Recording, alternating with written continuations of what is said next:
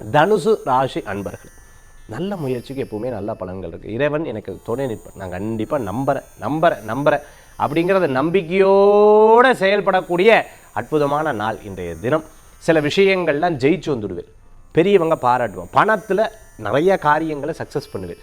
நீங்கள் ஒருவேளை இல்லை சார் விட்டுட்டேன் சார் அப்படின்னு நீங்கள் சொல்லவே கூடாது. ஏன்னா முயற்சிகளுக்கு அற்புதமான நாளாக இன்றைய தினம் உண்டு.